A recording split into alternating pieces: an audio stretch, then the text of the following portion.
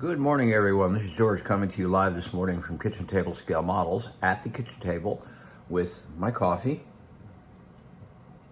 in the appropriate mug and a couple pretty little topless Italians that we're going to look at. These are a couple builds I shared a few weeks back in a shop channel update. My what's cooking. But before I get into that, I do want to send a shout out and a thank you to those who have been watching my videos. I've not done anything for a while. I kind of was feeling a little lethargic about it, feeling like nobody was watching.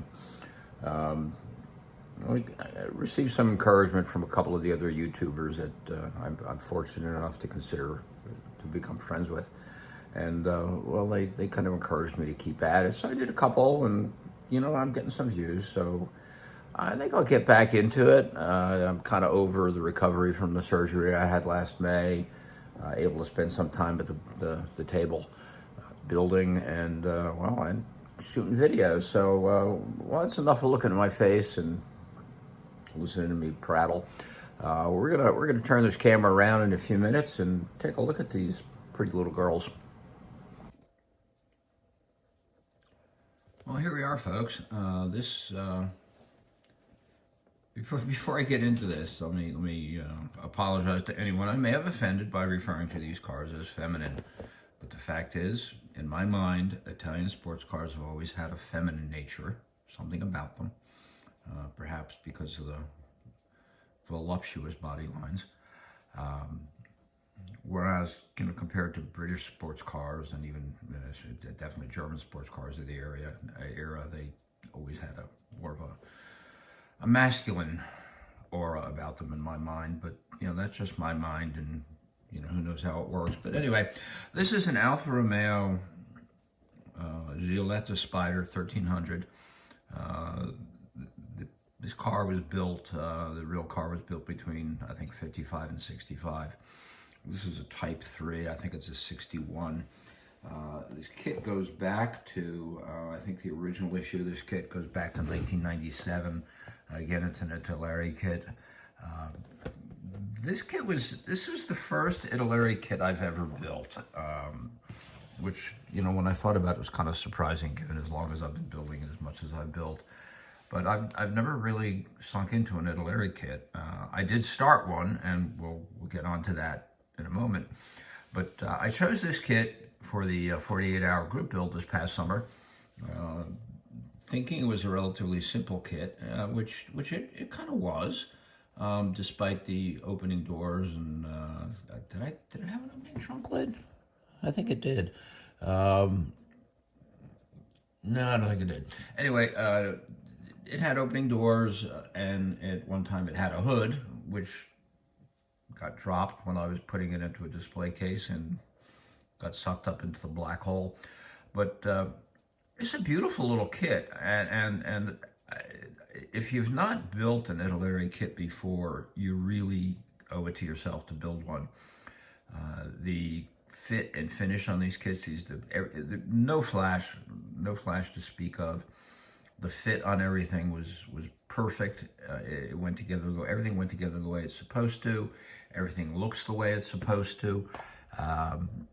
The molding on the body was fabulous. Very little in the way of any kind of mold lines or flash, and it was just a fun little kit to build. And it easily went together in the 48-hour timeline I was allowed.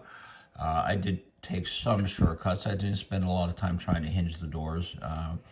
I find that kits with opening doors, they look better when you glue the doors shut, because the doors never open properly. They're always wobbly, and frankly, I just don't feel like taking the time to do anything about that.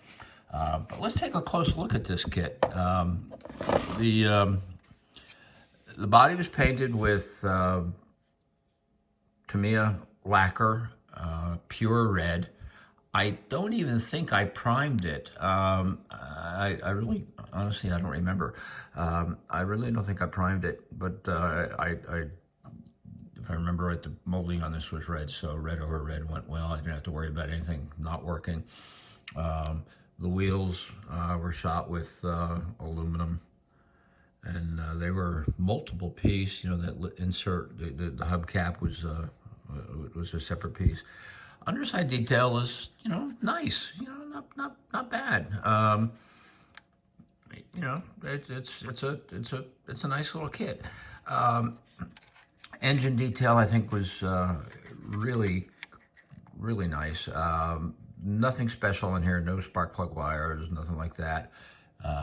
This is all directly out of the box, just with a little bit of detail painting and a little bit of bare metal foil. One little quirk about this kit, if you could call it a quirk, is the windshield.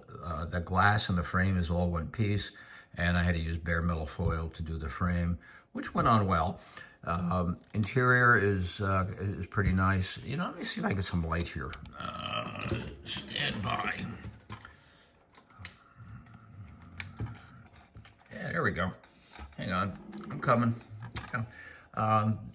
The kit came with decals for the gauges, which I love that feature that you're seeing in kit. I got a little bit of dust in here, you can see. And you know, now I'm looking at this, it does look like maybe the trunk opened. I can't recall. But yeah, this kit just went together really nice. I did a little, you know, put a little piece of aluminum tubing there for an exhaust tip and painted the inside red just because I could. Yeah, so that's it. This is a little Italeri Alfa Romeo Giulietta, which is missing it looks like it's missing a windshield wiper. I have no idea where that went. I'll see if I can find it. But yeah, it's you know, it's fun. 48 hours, and you know, look what you can do in 48 hours. So that's that.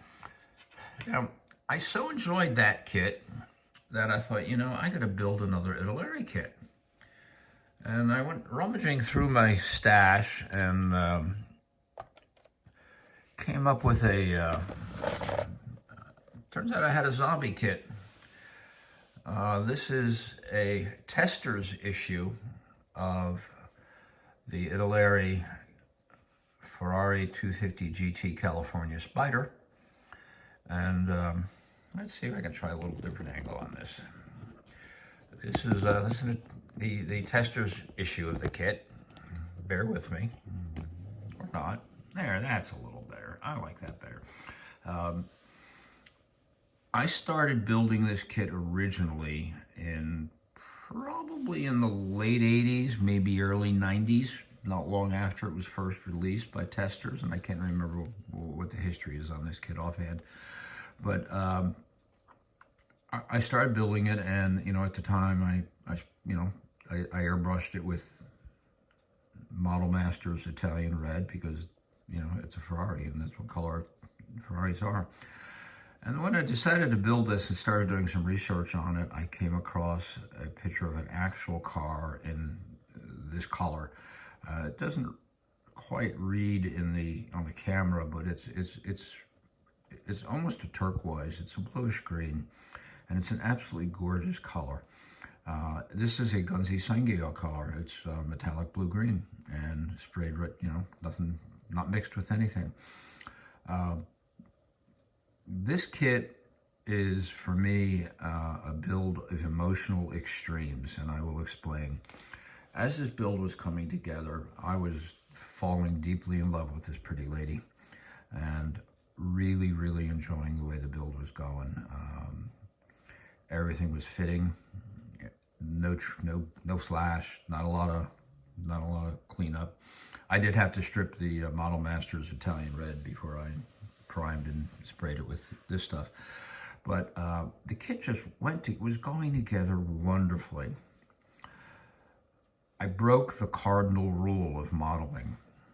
And I remember when I was a young kid and first starting to model, my father told me, read the instructions. And, you know, you hit a point where I don't need to read the instructions. I know what I'm doing. Well, I didn't. And what happened here is, as I was putting the kit together, I misaligned the interior panels. When you put the interior panels in, let me see if I can pull this out. You can see the gap between the doors and the panels. Well, there are, the interior bucket is basically four pieces: a rear bulkhead, a front bulkhead, and two side panels. And there are locating tabs on the front and rear bulkhead. And I mistakenly assumed that the side panels get glued to the inside of those tabs rather than the outside. Oh boy, was I wrong. So wrong that when it came time for final assembly, at which point the car was just looking beautiful, I couldn't get the dashboard to fit properly. And because I couldn't get the dashboard to fit properly, I couldn't get the body to go down on the chassis assembly properly. And because of that, I couldn't get the windshield attached properly, which precluded attaching the windshield wipers. And, you know, just to add insult to injury, when I decided to go forward with it anyway, I got some cement on some super glue on the side. But let's ignore what's wrong with this, and let's look at what I think is right with it. First of all, the paint I think came out beautifully. The Mr. Color Gunzi Sangio products are absolutely fabulous. This has their the Mr. Color Clear over it. Goes over great over decals, doesn't hurt it. A couple things I did is I added some mesh to the vents on the side. I thought that looked pretty cool. One other oddball thing about this kit, or not oddball thing, but a characteristic of some of these old Italeri kits, if any of you have them, I check what you have on in your stash. These kits are notorious for having tire issues. The tires in the kit are rubber and they break down over years. They get hard, they get crumbly, and I was able to pull these things out of my parts box. They're not quite an exact fit. I think they're probably a little wide for this car as a prototype is concerned, but they, you know, they work. They look good. They're Firestone, or I'm sorry, they're Goodyear. They're basically Goodyear racing tires. Interior, like the other Italeri kit I showed you, came with gauges and really built up nicely, other than the fact that I screwed up the assembly. The engine does not have a lot of detail. I built it pretty much out of the box.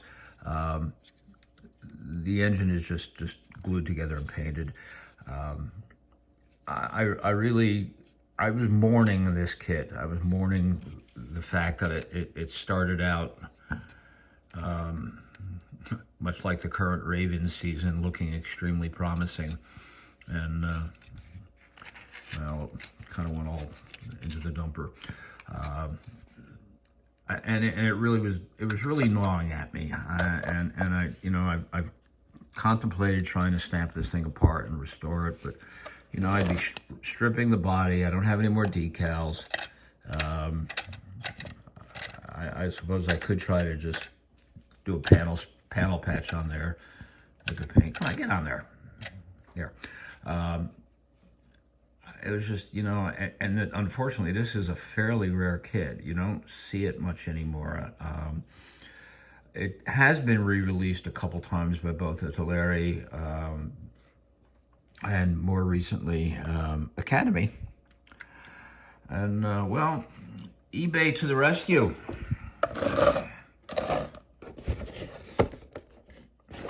Ooh, look at that. Isn't that pretty? eBay to the rescue.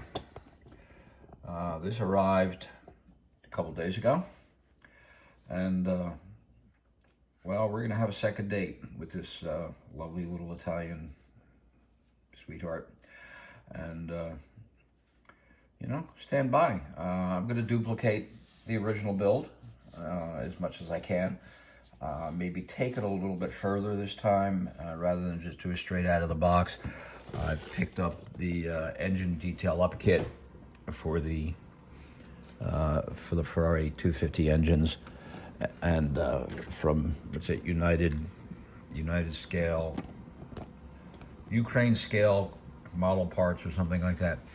I picked up their detail up kit, and gonna use that probably, at least just do the wiring if nothing else. That kit does have 6 carburetors, whereas the prototype of this car only has 3. I may hot rod it, put 6 carbs on it. What the heck? And this time I'll get the interior put together properly. I thank you for sticking with this. If you've been with it this long, I thank you for watching. I thank everyone who's been watching for all your support. And